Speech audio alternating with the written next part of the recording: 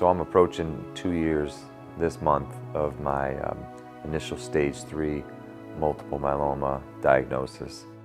Stage 3 in multiple myeloma is the worst stage. I had fractured T1 vertebrae, tumor had eaten it away. For 3 months I was out of work previously, had no idea why I was in such pain. An MRI revealed a collapsed vertebrae entirely. So 2 years later this month, my stage 3 has now been downgraded to stage 1 or smoldering. I attribute a lot of that to the things I learned on The Truth About Cancer. When I was first diagnosed that first month, really of November of 2015, I saw Ty today and told him such, that I fell asleep to The Truth About Cancer pretty much every night. During that first month, we were trying to make a decision as to what I would do, where I would go, what type of treatment I would seek. We had the local oncologist. We had Dana Farber, I'm from Berkshire County, Massachusetts, and Boston is 2 hours away. My wife Bindu, and I were gathering information as to where I would seek treatment, and The Truth About Cancer was such a great resource for us, just to realize that one, there's this whole other world outside of the option of chemotherapy and radiation that both your local oncologist and Dana Farber gave us. So from there, I found myself at CHIPSA Hospital in Tijuana, Mexico, where I did inpatient 3-week stay, kind of immersed myself into everything from Gerson therapies, hyperbaric oxygen chamber, vitamin C IVs, etc. And then really the real work began, coming home. Like I said, my wife, Bindu, my wife has saved my life. Integral part of my healing, both as a caregiver and sometimes a butt kicker. We have 4 kids between us, and our life's very busy. And she put her life on hold to save mine, and forever grateful for that.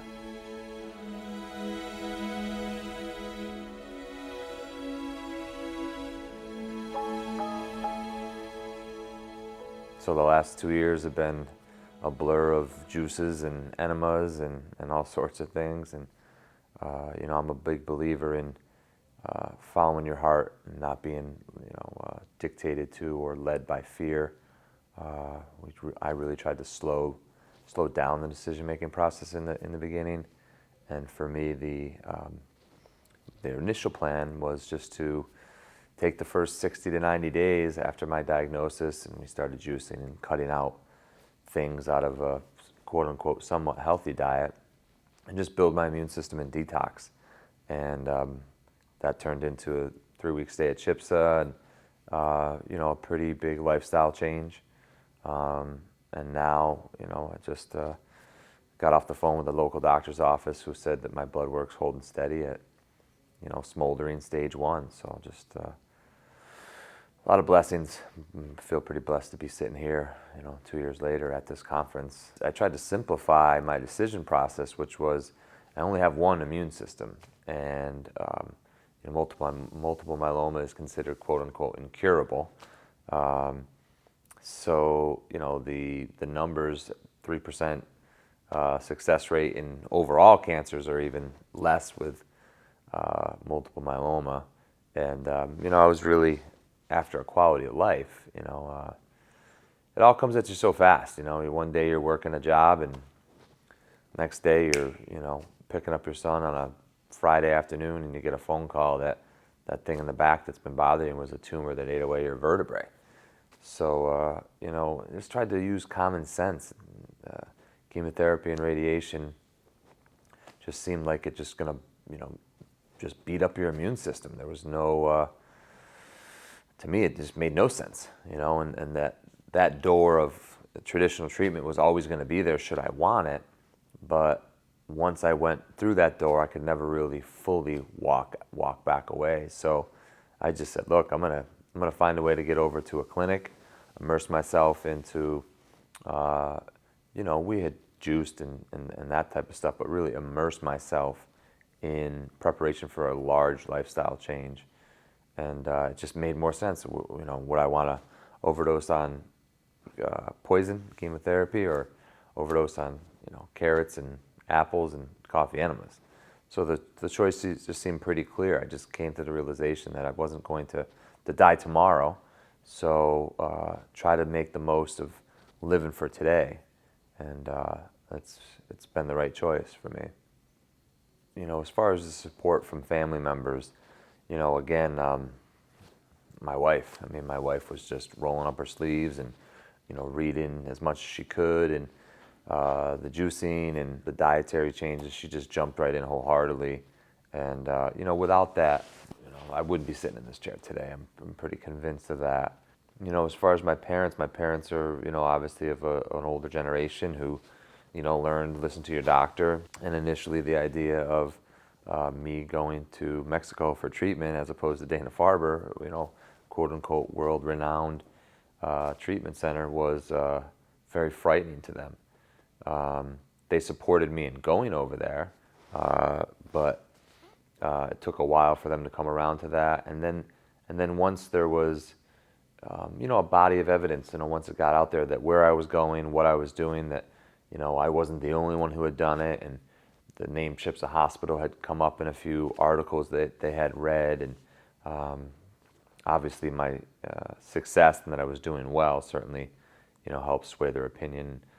They were always supportive of me, but I think they were more afraid than anything else that I was, potentially making a decision that would cost me my life. As far as any advice that I would give somebody out there like me, it's just slow down. Really make sure that when you do make a decision, that you know why you're making that decision, and that you're making it from one of empowerment rather than fear. And I would say that immediately as you're gathering information and making your decisions on what type of treatment you're going to do, to the basics: cut out sugar, cut out carbs, and do some juicing, look into enemas and supplements to support yourself.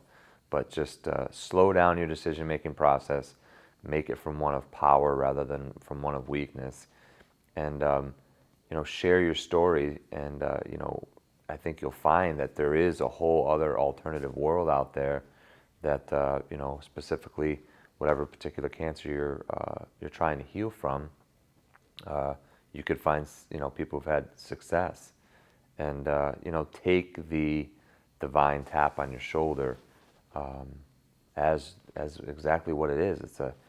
It's a tap saying to slow down, to the way you're living is killing you, and you need to make some changes. For me, getting diagnosed, and people always say your cancer. Well, it's not really my cancer, because the cancer is just moving through me. It's something that came into my life for a lesson, and I learned that early on, that I don't need to fight against the cancer. It's here as a blessing and a lesson for me, and it's certainly served myself and my family in my life. And I would just say to look at it that way. It's change your perspective. That's an opportunity to change your life for the better, and to really leave a lasting impact on those that you care about.